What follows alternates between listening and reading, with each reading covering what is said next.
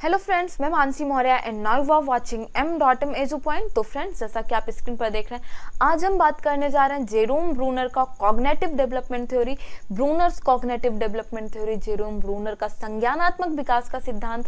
और यार यहाँ पे हम ये भी देखेंगे कि ये जो जेरोम ब्रूनर की कॉग्निटिव डेवलपमेंट थ्योरी है वो कहीं ना कहीं पियाजे की कॉग्निटिव डेवलपमेंट थ्योरी पे बेस है। पियाजे की कॉग्निटिव डेवलपमेंट थ्योरी की कहीं ना कहीं छाप देखने के लिए मिलेगी। सारी बातें देखते हैं। और यार मैं आपको बताऊं, जेरोम ब्रूनर की कॉग्निटिव डेवलपमेंट थ्योरी आपके एग्जाम के पॉइंट ऑफ व्यू से यार काफी ज्यादा इंपॉर्टेंट है। सो लास्ट तक जरूर बने रहिएगा। देखते हैं क्या कुछ बातें हैं जेरोम ब्रूनर की कॉग्निटिव डेवलपमेंट थ्योरी में और कैसे ये वेरी करती है पियाजे की कॉग्निटिव डेवलपमेंट थ्योरी से, और कैसे पियाजे की कॉग्निटिव डेवलपमेंट थ्योरी में कुछ सिमिलरिटीज देखने के लिए मिलेंगी। लेकिन यार इसके लिए आपको पता होना चाहिए पियाजे ने क्या कुछ बातें बोली हैं। और अगर आपको नहीं पता है देन नीचे डिस्क्रिप्शन बॉक्स में लिंक गिवन है, आप जाके पियाजे की कॉग्निटिव डेवलपमेंट थ्योरी देखिए, देन ब्रूनर की कॉग्निटिव डेवलपमेंट थ्योरी देखिए। यार आपको काफ़ी ज़्यादा असर देखने के लिए मिलेगा। मतलब कि आपको सारी चीज़ें यहीं पे मतलब ऐसे तैयार हो जाएंगी कि भाई क्या क्या सिमिलरिटी हैं, क्या क्या डिफरेंसेस हैं, सारी बातें साथ साथ क्लियर होती जाएंगी। ओके, तो देखते हैं। फिलहाल हम यहाँ पे जेरोम ब्रूनर का कॉग्निटिव डेवलपमेंट थ्योरी और पियाजे की यार थ्योरी हम पहले बात कर चुके हैं, जो कि डिस्क्रिप्शन बॉक्स में लिंक गिवन है, आप जाके देख सकते हैं। और मैं आपको बताऊं, ये ब्रूनर रहने वाले कहाँ के थे भाई? अमेरिका के रहने वाले थे। एंड पियाजे कहाँ के रहने वाले थे? पियाजे स्विस साइकोलॉजिस्ट थे एंड ब्रूनर अमेरिकन साइकोलॉजिस्ट थे। अब साइकोलॉजिस्ट बोल रहे हैं, इट मीन्स ब्रूनर ने साइकोलॉजी फील्ड में भाई अपना काफी ज्यादा योगदान दिया होगा। दैट्स वाई ये इतने ज्यादा फेमस हैं, बिकॉज ऑफ इन्होंने अपना साइकोलॉजी फील्ड में काफी ज्यादा योगदान दिया है। ओके, फिलहाल हम इनकी पहले बात कर लें डेट ऑफ बर्थ की कि इनकी डीओबी क्या रही है। तो 1915 1915 इनकी डेट ऑफ बर्थ है। और मैं आपको बताऊं इनका लाइफ स्पैन कितना रहा है। लाइफ स्पैन मीन्स तो आप समझते हो, हमने यार बहुत बार बातें की हैं कि लाइफ स्पैन हम किसे बोलते हैं। लाइफ टाइम की अगर बात कर ली जाए, इनकी जीवन लीला कितने टाइम की रही है, तो भाई ये पूरे 100 साल जिए हैं। 100 साल जिए हैं, इट मीन्स इनकी जो एक्सपायरी डेट है वो है, एक्सपायरी ईयर है वो कह लीजिए 2016 है। और मैंने आपसे पहले ही बातें की हैं, जैसा कि आप यहाँ पे देख पा रहे हैं। अगर कॉग्निटिव डेवलपमेंट थ्योरी पे इन्होंने कुछ बातें बोली हैं, इट मीन्स इन्होंने कॉग्निटिव लर्निंग की बात कही है यहाँ पे, है ना। तो हम यही सारी कुछ बातें देखते हैं।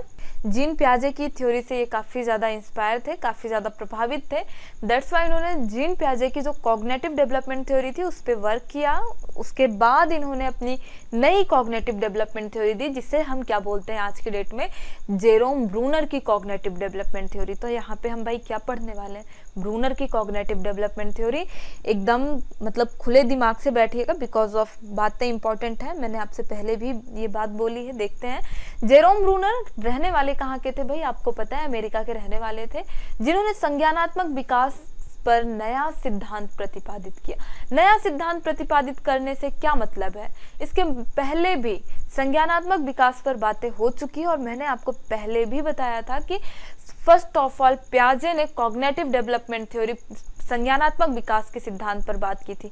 कौन बात किया था भाई? ये क्वेश्चन आपसे पूछा जा सकता है कि first of all cognitive development पे किसने बात की थी, सबसे पहले संज्ञानात्मक विकास के सिद्धांत पर किसने बात की थी। तो वहां पे आपको पता होगा कि भाई पियाजे ने बातें की थी। और संज्ञानात्मक विकास के सिद्धांत पर नया सिद्धांत किसने दिया था? जेरोम ब्रूनर ने दिया था, जो कि पियाजे के सिद्धांत पे बेस्ड था। ओके, इतनी बातें क्लियर होती है। तो यहाँ पे मैं आपको बताऊं, जो पियाजे थे, पियाजे ने बातें कितनी बताई थी? 4 स्टेप दिए थे कॉग्निटिव डेवलपमेंट के।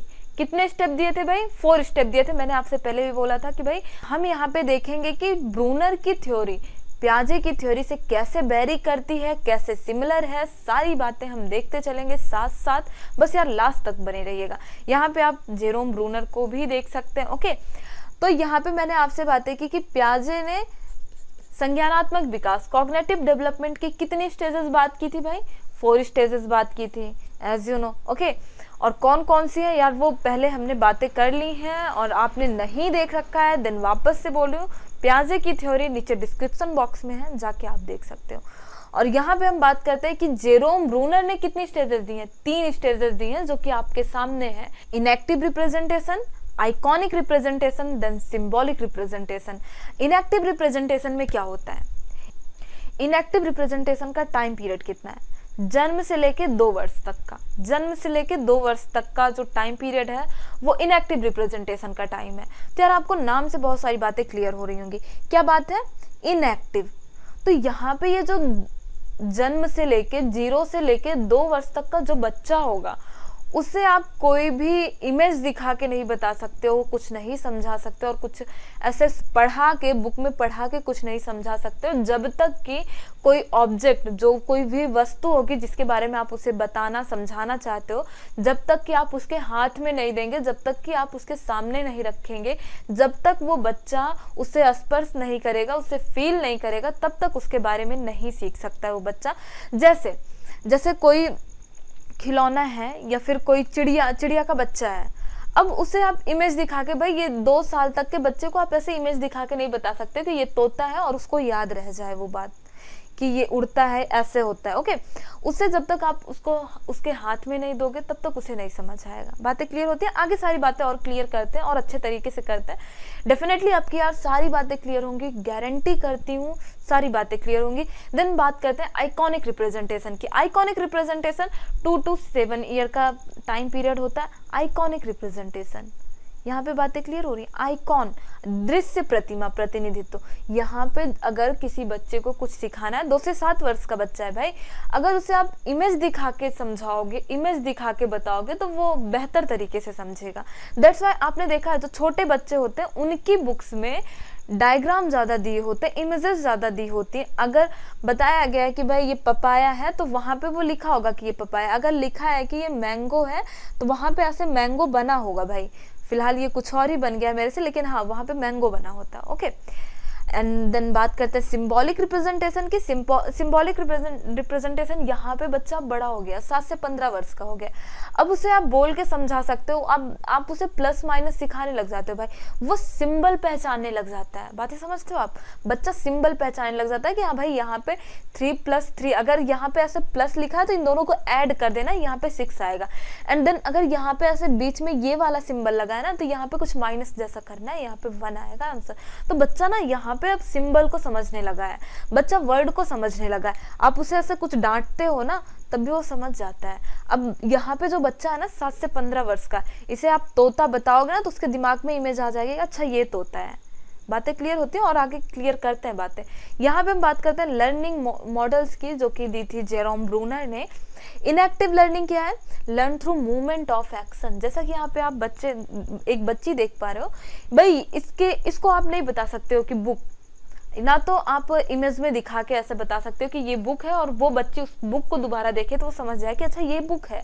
जब तक वो उसे हाथ में लेके ऐसे मतलब देखेगी नहीं, इधर उधर करेगी नहीं, जब तक 1-2 बार फाड़ेगी नहीं, आप बच्चे को ऐसा नहीं बता सकते हो कि ये बुक ऐसे करोगे तो फट जाएगी, जब तक वो उसे एक्सपीरियंस नहीं करेगा, जैसा कि आप यहाँ पे देख पा रहे हैं। एंड देन बात करते हैं लर्निंग। जेरोम ब्रूनर की जो सेकेंड स्टेज है लर्निंग की, वो कौन सी है? आइकॉनिक। यहाँ पे जो बच्चा होगा वो इमेजेस के थ्रू सीखेगा। कैसे सीखेगा भाई? इमेजेस के थ्रू। वो इमेजेस देखेगा, वो ऐसे इमेजेस में देखेगा, ऐसे तोता होता है, ऐसे कौवा होता है। ओके, तो वो इमेजेस में देख के सीखेगा। लुक एट पिक्चर्स, इमेजेस और आइकॉन्स, जैसा कि आप नाम से समझ पा रहे हो, आइकॉनिक रिप्रेजेंटेशन। देन बात करते हैं सिंबॉलिक रिप्रेजेंटेशन। सिंबॉलिक में लर्न थ्रू ऑब्स्ट्रैक्ट सिंबल्स। यहाँ पे बच्चा जो होगा वो वर्ड्स को समझने लग जाएगा, सिंबल्स को समझने लग जाएगा, आप क्या बोल रहे हो वो समझने लग जाएगा। जैसा कि यहाँ पे अब ऐसा सिंबॉलिक रिप्रेजेंटेशन लिखा है, आप पढ़ पा रहे हो भाई ये सिंबॉलिक है, ये एस है, ये वाई है, एम, तो मतलब आप पढ़ पा रहे हो ना? हाँ आप पढ़ पा रहे हो। लेकिन यहाँ पे जो ये बच्चा होगा 2 to 7 ईयर का, ये क्या सिंबॉलिक पढ़ रहा होगा? यहाँ तो 7 से 15 वर्ष तक की बात कही गई है। ये बच्चा पढ़ ले जाएगा, ये बच्चा पढ़ ले जाएगा। ओके, लेकिन यहाँ पे जो बच्चा होगा ये 2 से 7 वर्ष का, क्या ये आइकॉनिक पढ़ पाएगा? नहीं पढ़ पाएगा, है ना? बातें क्लियर होती हैं। तो ये बातें हैं। जैसे यहाँ पे ये जो बच्चा है, ये आइकॉनिक रिप्रेजेंटेशन वाला, मतलब आइकॉनिक स्टेज वाला, यहाँ पे जब आप इसे एक पैरट की इमेज दिखाते हो, एक मैंगो की इमेज जब दिखाते हो, तो ये समझ जाता है कि हाँ ये एक बार आप इमेज दिखा दिए, दोबारा ये कहीं देखेगा तो समझ जाएगा। लेकिन यहाँ पे जो बच्चा होगा 0 to 2 ईयर का, जन्म से लेके 2 वर्ष तक का, इसे आप इमेज देख के नहीं समझा सकते जब तक कि उसके हाथ में आप नहीं दोगे कोई ऑब्जेक्ट। ओके, आगे चलते हैं, उम्मीद करती हूँ बातें क्लियर हुई होंगी। इनएक्टिव रिप्रेजेंटेशन, संक्रियात्मक प्रतिनिधित्व, यार वही जो बातें अभी हम जो लास्ट स्लाइड में करके आए हैं ना, वही यहाँ पे आपको ऐसे देखने के लिए मिल रही हैं। उम्मीद करती हूँ सारी बातें आपकी पहले ही क्लियर हुई होंगी, और बस यही कुछ बातें बोली थी जेरोम ब्रूनर ने। ओके, तो फर्स्ट ऑफ ऑल हम बात करते हैं इनएक्टिव रिप्रेजेंटेशन की। बालक भौतिक वस्तुओं से क्रिया करता है, एज यू नो, जैसे कि आप उसे नहीं समझा सकते हो भाई ये तोता है, ये पंछी ऐसे उड़ता है, जब तक कि आप उसके हाथ में लाके नहीं दोगे। ओके, आप नहीं बता सकते हो कि ये ऐसे, ये बुक है, उसको आपको हाथ में लाके देना होगा एक बुक। ओके, उसके प्रभावों से सीखता है भाई, उसके प्रभावों से सीखता है। कैसे सीखता है? इस अवस्था में बालक क्रिया करके सीखने का प्रयास करता है। कैसे क्रिया करेगा? किसी वस्तु को आप उसको दीजिए, तो उसको समझने के लिए, जैसे आप उसके हाथ में कोई वस्तु देते हैं तो उसे समझने के लिए उसे पकड़ता है, उससे खेलता है, उससे मरोड़ता है, काटता है, तोड़ता है, कुछ भी करता है उसके साथ। ओके, तब उससे सीखता है। उम्मीद करती हूँ बातें क्लियर हो रही होंगी। जैसे यहाँ पे एक छोटी सी बच्ची है, इसको मतलब नहीं बता सकते, बुक इमेज में दिखा के नहीं आप बता सकते। जैसे यहाँ पे आप इस इमेज से बहुत बेहतर समझ पा रहे होंगे।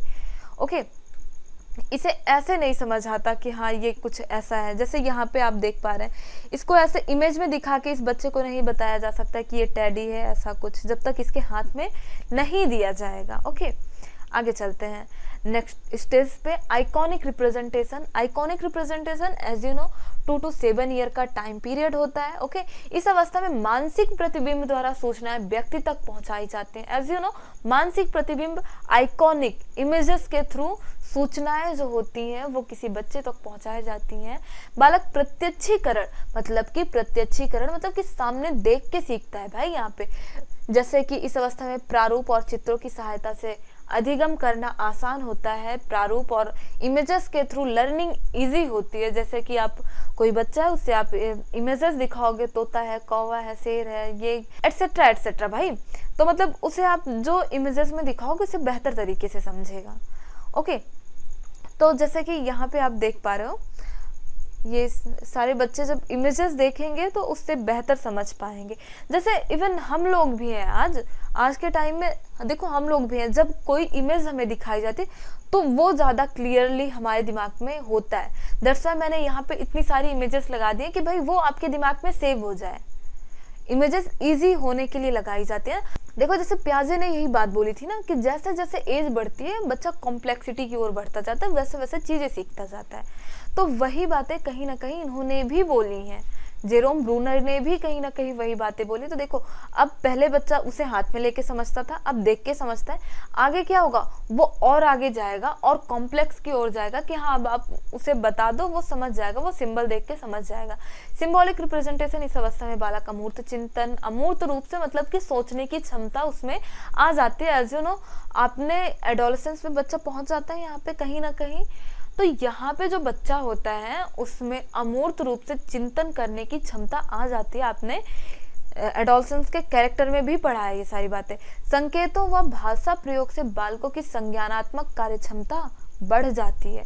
बालक अपनी अनुभूतियों को ध्वनात्मक संकेतों, बातों को कॉम्प्लेक्स किया गया है। ध्वनात्मक संकेतों वही मतलब जो आप बोलते हो, आपकी भाषा, ध्वनात्मक संकेतों को आप भाषा कह सकते हो, यहाँ पे से व्यक्त करता है। जैसे आपको मतलब कुछ कहना है या फिर कोई भी बात है, संकेतों या भाषा प्रयोग से बालकों की संज्ञानात्मक कार्य क्षमता बढ़ जाती है। अपनी अनुभूतियों, बच्चा क्या फील कर रहा है, क्या कहना चाहता है, क्या रिप्रेजेंट करना चाहता है, क्या एक्सप्लेन करना चाहता है, उसे कैसे रिप्रेजेंट करता है, भाषा के माध्यम से। भाषा एक टूल है, जो कि आपने पहले भी पढ़ा है, विचारों के आदान प्रदान का भाषा एक टूल होती है, लैंग्वेज एक टूल होती है, हम एज अ टूल यूज करते हैं। आगे देख लेते हैं यहाँ पे कुछ इमेजेस। अब ये जो लड़की है भाई, अभी यहाँ पे मतलब लैपटॉप में जो भी टीचर पढ़ा रहे होंगे, बोल के पढ़ा रहे होंगे, या फिर ये अब सारे सिंबल समझने लगी भाई। ये इसका क्या सिंबल है, ये क्या है, सब ये समझने लग गई है। ये क्या है, ये क्या है, ये क्या है, ये क्या है, सब सारे सिंबल मतलब सिंबॉलिक रिप्रेजेंटेशन का ज्ञान हो गया है। ये पढ़ पा रही है, ये सिंबॉलिक लिखा है, मतलब जैसे आप पढ़ पा रहे हो, आप भी बड़े हो गए हो। ओके, तो मतलब ऐसे होती है डेवलपमेंट, कॉग्निटिव डेवलपमेंट, मानसिक विकास ऐसे होता है according to Jerome Bruner. Okay, आगे चलते हैं। इस सिद्धांत के अन्य नाम देख लो भाई। ये तो बातें इंपॉर्टेंट है ही, बिकॉज ऑफ आपसे क्वेश्चन पूछा और पता चले कि संरचनात्मक सिद्धांत पूछ लिया जाए। अब ऐसे तो नहीं पूछा जाएगा कि जेरोम ब्रूनर का मानसिक विकास, ओके, मान लो संज्ञानात्मक विकास, अन्वेषण सिद्धांत, वही खोज का सिद्धांत, अन्वेषण सिद्धांत, ओके, खोज का सिद्धांत आप बोल सकते हो, संरचना का सिद्धांत, इस सिद्धांत के अन्य नाम हैं। ये बातें जानना आपको इम्पोर्टेंट है, क्योंकि मानती हूँ यहाँ से डायरेक्ट क्वेश्चन नहीं बनेगा, इवन डायरेक्ट भी बन जाते हैं कि हाँ आप इस सिद्धांत को और किस नाम से जानते हो, ओके। लेकिन हाँ, आपसे अगर ऐसे ही भी पूछ लिया गया कि अन्वेषण सिद्धांत किसने दिया है, ओके, तो फिर वहाँ पे तो मतलब हौच पौच हो जाएगा ना। दैट्स वाई बातें जानना इंपॉर्टेंट है। और मैं आपको यहाँ पे एक बात बताऊँ, जेरोम ब्रूनर ने स्पाइरल करिकुलम की बात की थी। जेरोम ब्रूनर ने स्पाइरल करिकुलम की बात बोली थी। जेरोम ब्रूनर ने कहा था कि भाई स्पाइरल करिकुलम इफेक्टिव होता है। कैसे इफेक्टिव होता है? इनका मानना था कि जैसे आप मतलब आगे बढ़ते जाते हो, ब्रूनर ने कहा था स्पाइरल करिकुलम इफेक्टिव होगा जैसे आगे आगे वाला ज्ञान पिछले ज्ञान पर आधारित होता है। भाई स्पाइरल आप ऐसे ऐसे होता है आपका स्पाइरल, तो यहाँ पे जो स्पाइरल है भाई ये बेस है, तो ये आगे आगे आने वाला ये जो फाइल है इस पे बेस्ड है, इस पे बेस्ड है ना। तो मतलब यहाँ पे वैसे ज्ञान की इन्होंने बात की थी, वैसे इन्होंने ज्ञान की बात की थी। यहाँ पे आप ABCD पढ़ते हो, ABCD A to Z मतलब पूरा A to Z पढ़ते हो, है ना। फिर आप क्या सीखते हो? एक छोटा सा बच्चा होता है, फर्स्ट ऑफ ऑल उसे LKG UKG में यही कुछ सिखाया जाता है, A to Z सिखाया जाता है। देन वो थोड़ा फर्स्ट क्लास सेकंड क्लास में जाता है, फिर उसको लिखना सिखाया जाता है कि हाँ भाई ये राम है, आप राम ऐसे लिखोगे RAM, देन आप श्याम ऐसे लिखोगे SHYAM। तो ये जो आप राम श्याम लिख रहे हो, अगर A to Z किसी बच्चे को ना पता हो तो क्या ऐसे वर्ड लिख लेगा? देन उसे वर्ड लिखना सिखाया जाता है ना, ओके। तो क्या वो एक वाक्य बना लेगा? नहीं बना पाएगा भाई। तो यहाँ पे जेरोम ब्रूनर ने यही बात बोली थी कि आगे आने वाला आप जो ज्ञान सीखते हो वो पिछले पे डिपेंडेंट होता है, ओके, पिछले पे आधारित होता है।